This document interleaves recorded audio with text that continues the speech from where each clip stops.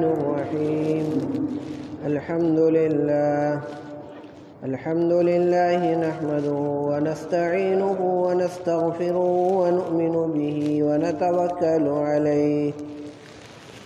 ونعوذ بالله من شرور أنفسنا ومن سيئات أعمالنا من يهده الله فلا مضل له ومن يضلله فلا هادي له ونشهد أن لا إله إلا الله وحده لا شريك له ونشهد أن سيدنا ونبينا ومولانا محمدا عبده ورسوله أرسله بالحق بشيرا ونذيرا أما بعد فأعوذ بالله من الشيطان الرجيم قد أفلح من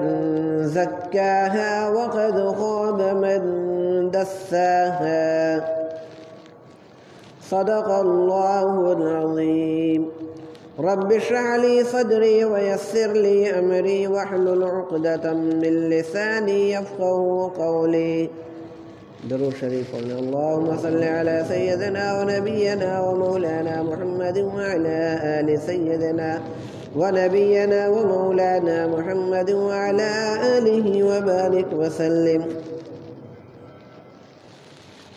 محترم بھائیوں، بزرگوں اور دوستوں،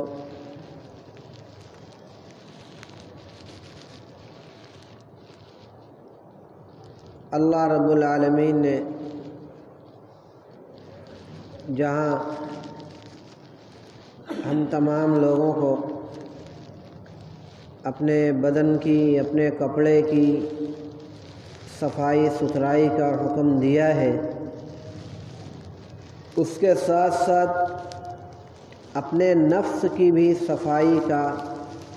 حکم دیا ہے، جس کو تزکیہ نفس کہتے ہیں، اور اس کا تعلق اندرون سے ہوا کرتا ہے، باطنی طور پر اس کا تعلق ہوا کرتا ہے۔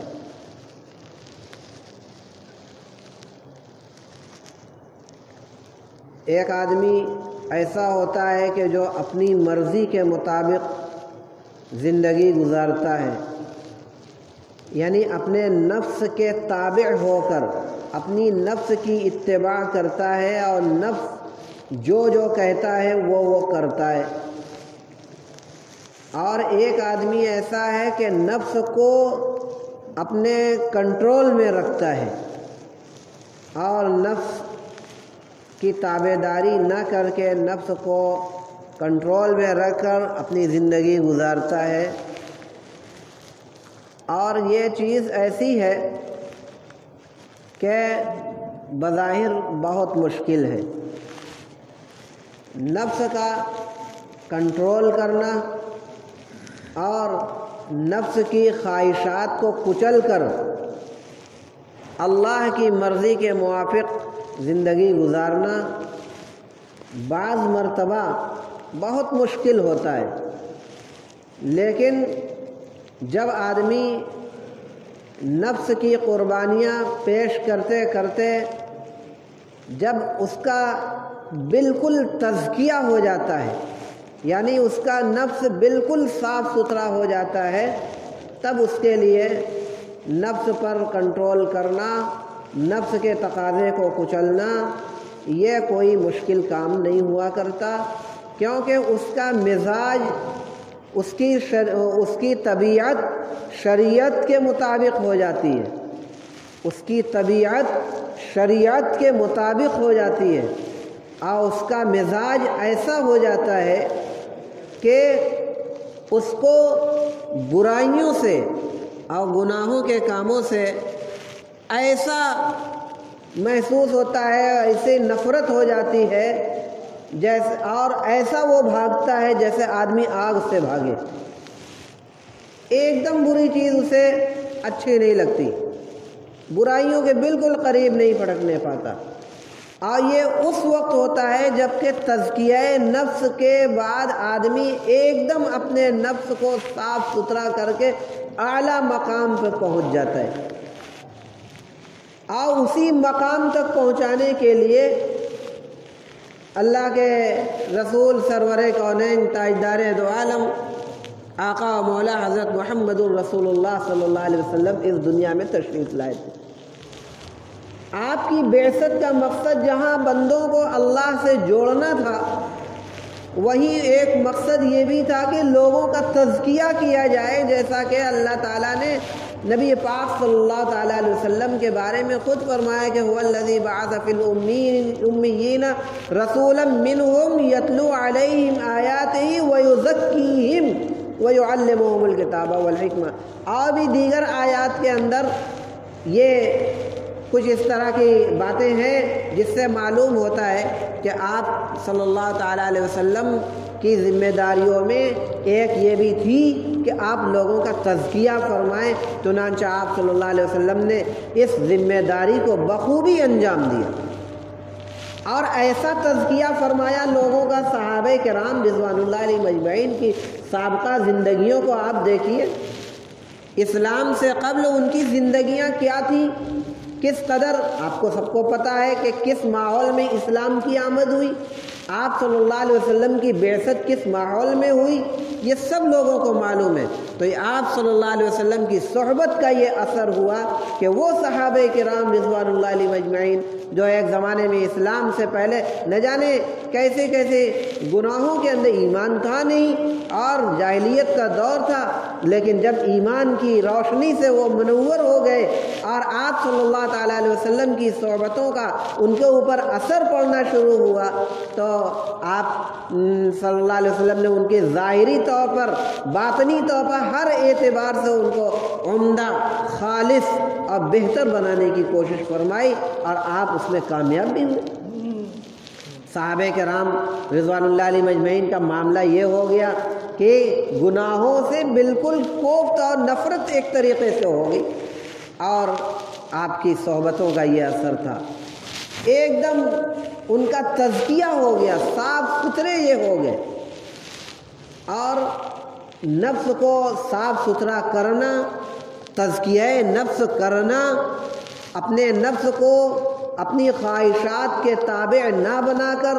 اللہ کے تقاضے کو پورا کرنا اور اللہ کے تابع کر دینا اپنے نفس کو، یہی ہے تزکیہ،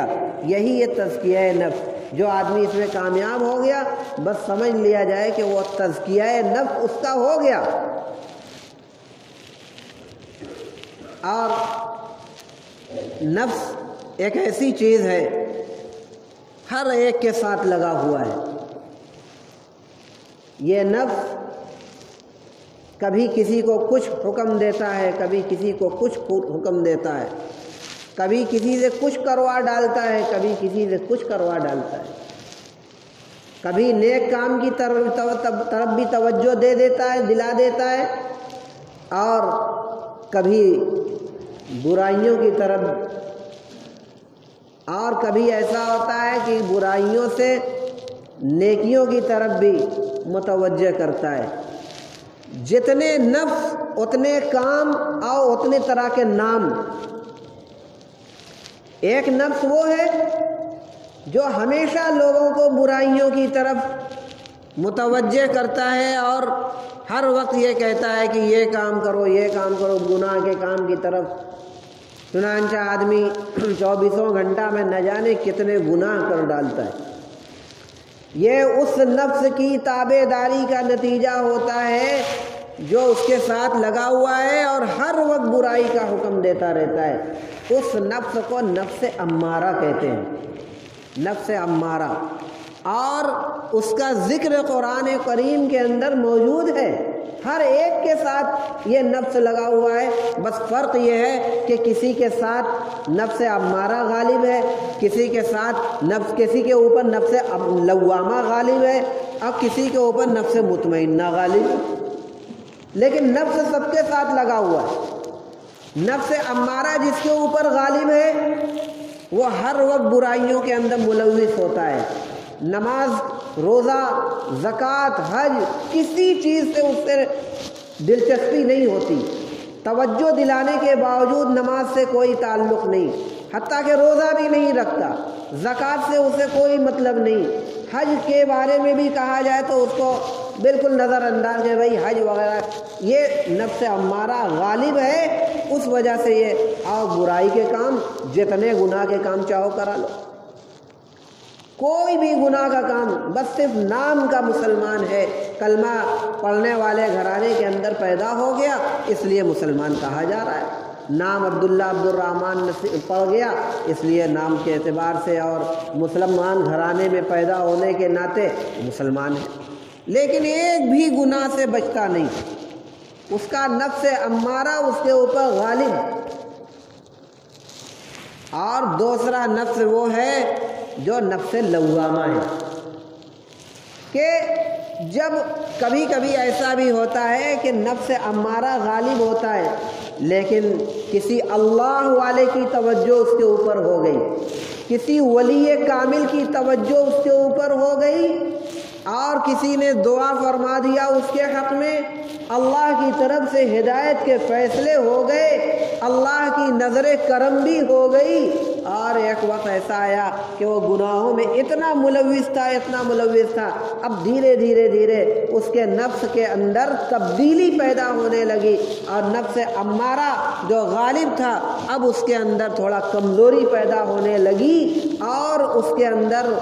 ایک طاقت اور ایک صلاحیت یہ پیدا ہوئی کہ انسان کو اس بات کی طرف ملامت کرنے لگا کہ ارے تم مسلمان ہو، تم ایمان والے ہو، مسلمان گھرانے میں پیدا ہوئے ہو اور اتنے غلط کام کر رہے ہو، اتنے گناہوں کے کام کر رہے ہو، تمہاری عمر کے 40-45 سال گناہوں میں گزر گئے، اب بقیہ زندگی کا کیا بھروسہ، کتنی عمر باقی ہے، ذرا اب اللہ کی طرف توجہ دے دو اور کچھ نیکی کے کام کر لو، توبہ کر لو۔ چنانچہ وہ دھیرے کر کے ایک دوسرا نفس جو ہے، جو نفس لوامہ کہتا ہے، اس کو ملامت کرتا ہے۔ لوامہ کے معنی ہی ہوتے ملامت کرنے والا۔ اب وہ نفس امارہ کے اندر تبدیلی پیدا ہوتی ہے، وہ نفس لوامہ کی شکل میں وہ بن جاتا ہے اور انسان کو جھنجھوڑتا ہے اور توجہ دلاتا ہے کہ بھائی تمہارے لائق یہ کام نہیں ہے، تم جو گناہ کے کام کر رہے ہو۔ ایک آدمی ایسا بھی ہوتا ہے کہ بہت نیکیاں کر رہا ہے، عبادت گزار ہے، تلاوت کر رہا ہے، ذکر کر رہا ہے، سب کچھ کر رہا ہے، چہرے بشرے سے، لباس سے، ہر اعتبار سے سب کچھ ٹھیک ہے، لیکن بہرحال نفس اس کے ساتھ لگا ہوا ہے، شیطان کا اس کے اوپر غلبہ ہو گیا اور نفس امارہ نے اس کے ساتھ کام کیا اور اس کی وجہ سے وہ گناہ میں ملوث ہو گیا۔ اب گناہ میں ملوث ہو گیا اور گناہ میں ملوث ہونے کے بعد جب اطمینان ہوا، جب خالی وقت میں بیٹھا، تب اس نے اپنے گناہ کے اوپر ندامت کا اظہار کیا۔ ایسا آپ نے دیکھا ہوگا، ایسے لوگوں کو دیکھا ہوگا اور بہت ممکن ہے محسوس بھی کبھی ہوا ہو آپ کو بھی کہ کوئی گناہ کا کام کرنے کے بعد جب آدمی اطمینان سے ہوتا ہے سنجیدگی کے عالم میں تو اس کو خود احساس ہوتا ہے کہ او ہو میں نے کچھ غلط کر دیا۔ ہر آدمی کے ساتھ ایسا ہوتا ہے، جب کوئی غلط کام کرتا ہے تو دل سب سے پہلے وہ گواہی دیتا ہے، بعد کے لوگ تو بعد میں کہتے ہیں، دوسرے لوگ تو بعد میں کہتے ہیں تم نے یہ کیا غلط کیا، یہ کیا، لیکن دل سب سے پہلے گواہی دیتا ہے کہ نہیں جو کر رہے ہو صحیح نہیں ہے۔ اور پھر اس کے بعد جب اطمینان ہوتا ہے، سنجیدہ ہوتا ہے، تو اطمینان اور سنجیدگی کے ساتھ جب غور فکر کرتا ہے، اپنے کیے پر نادم ہوتا ہے اور اس کا نفس اس کو جھنجھوڑتا ہے کہ ارے تم نمازی ہو، تم حاجی صاحب ہو، تم حافظ صاحب ہو، مسجد کے امام صاحب ہو، مولانا صاحب ہو، اور یہ گناہ کا کام کر دیا، یہ غلطی کر ڈالی۔ اب اس کا نفس اس کو جھنجھوڑتا ہے، ملامت کرتا ہے اور اس کو لعن طعن کرتا ہے کہ تم نے یہ کیا غلط کام کر دیا، کس کے بہکاوے میں تم آ گئے۔ تو جو نفس اس کو لعنت ملامت کر رہا ہوتا ہے، اس نفس کا نام کیا ہے؟ نفس لوامہ، اس کا یہی کام ہے۔ चुनांचा जब झिझोड़ता है नफ्स उसको लौवामा और उसको बुरा भला कहता है, उसको बुराई जो हो गई उसकी तरफ तवज्जो दिलाता है कि तुमने गलत किया, तो अब उसके दिलो दिमाग में ये बात आती कि भाई गलती तो हो गई, गलती तो हो गई, अब क्या किया जाए, चलो अल्लाह ताला से तौबा किया जाए, माफ़ी मांगी जाए, तो इस्तिग़फ़ार किया जाए। चुनांचा वो आदमी वहीं से जाकर तौबा कर लेता है, इस्तिग़फ़ार कर लेता है, सच्चे दिल से अल्लाह रब्बुल आलमीन से माफ़ी तलाफ़ी कर लेता है। अल्लाह का भी वादा है कि अगर तुम सच्चे दिल से तौबा कर लोगे तो तुम्हारे सब गुनाह माफ़ हो जाएंगे। न जाने कितनी आयतों के अंदर कुरान करीम में अल्लाह ने मुतअद्दिद मकाम पर ये बयान फरमाया, वादा फरमाया कि सच्चे दिल से आदमी तौबा कर ले अपने गुनाहों से, नदामत और लजाजत और शर्मिंदगी के साथ, तो उसके गुनाह माफ़ हो जाएंगे। तो ये एक वक्त था कि उसने गुनाह कर लिया, शैतान का गलबा था, नफ्स अम्मारा उसके ऊपर गालिब था, लेकिन बाद में क्या हुआ कि अब नफ्स लव्वामा उसके ऊपर गालिब आ गया और वो गुनाह से बाज आकर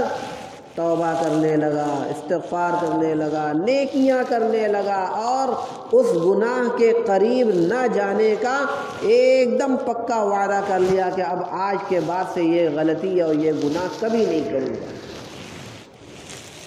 ये दो तरह के नफ्स हुए और एक तीसरी किस्म का नफ्स, और ये दूसरी तरह का जो नफ्स है नफ्स लव्वामा, इसका भी तज़किरा कुरान करीम के अंदर मौजूद है।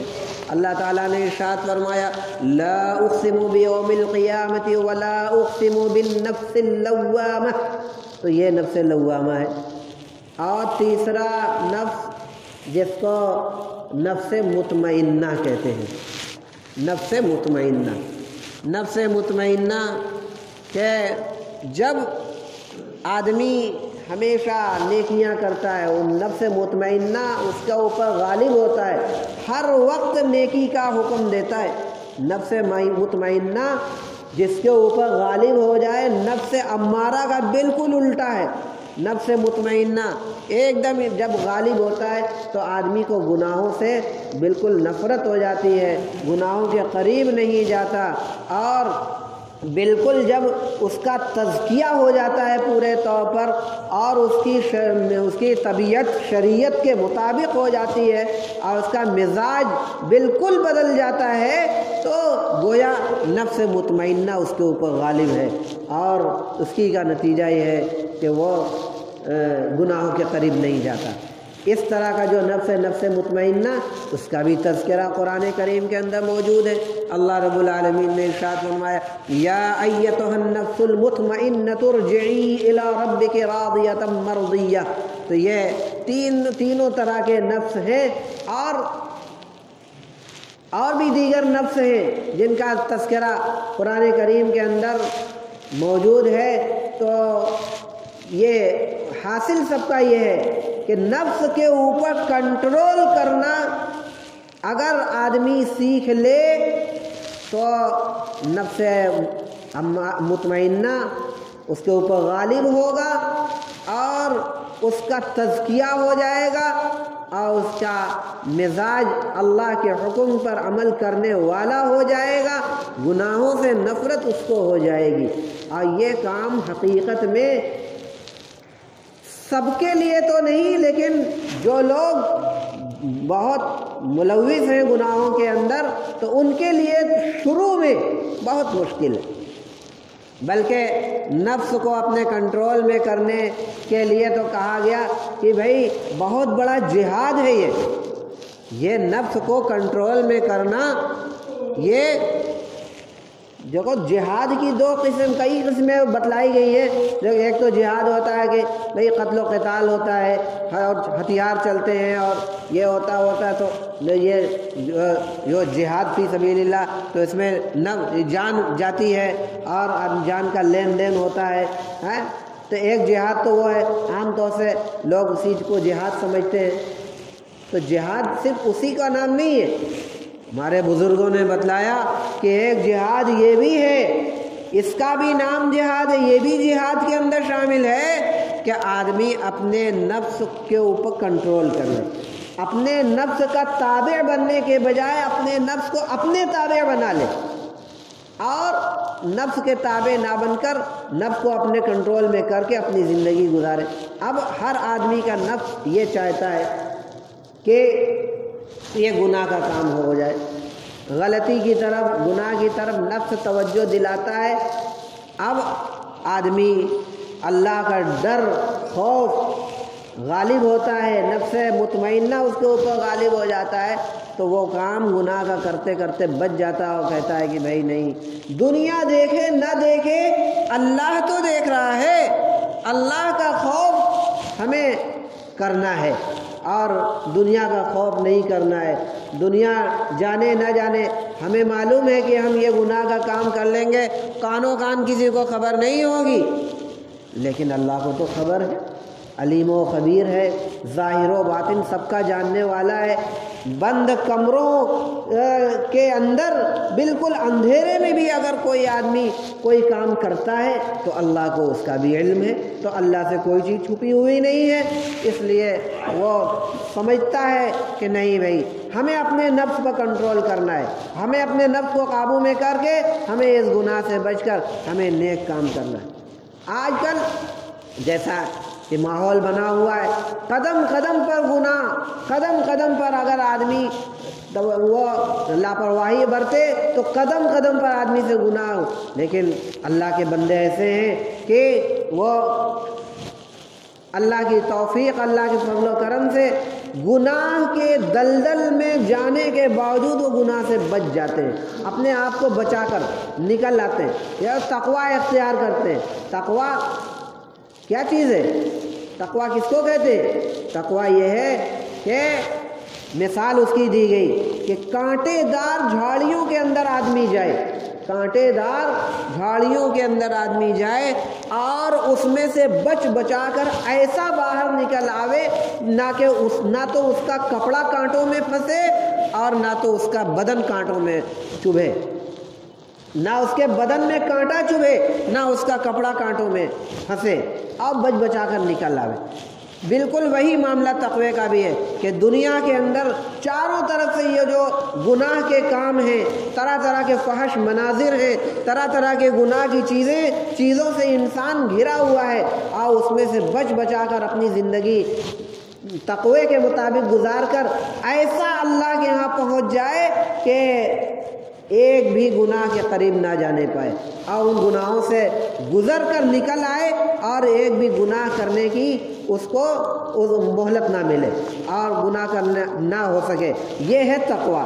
اور یہ کب ہوئی؟ اللہ کے باتوفیق بندوں کو یہ ملتی ہے تقوی کی نعمت، اور جب یہ نفس امارہ غالب ہوتا ہے اور آدمی نفس کو بالکل کنٹرول میں کر لے کر یہ اس طریقے کے جہاد میں گویا یہ نفس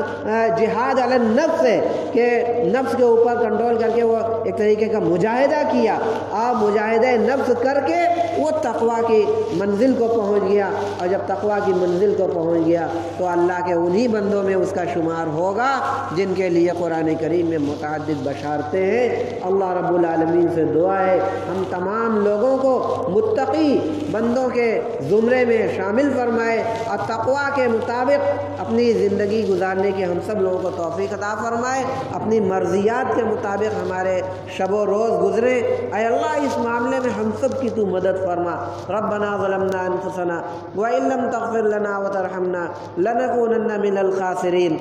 ربنا تقبل منا انك انت السميع العليم وتب علينا انك انت التواب الرحيم، وصلى الله على النبي الامي الكريم محمد وآله واصحابه اجمعين برحمتك يا ارحم الراحمين۔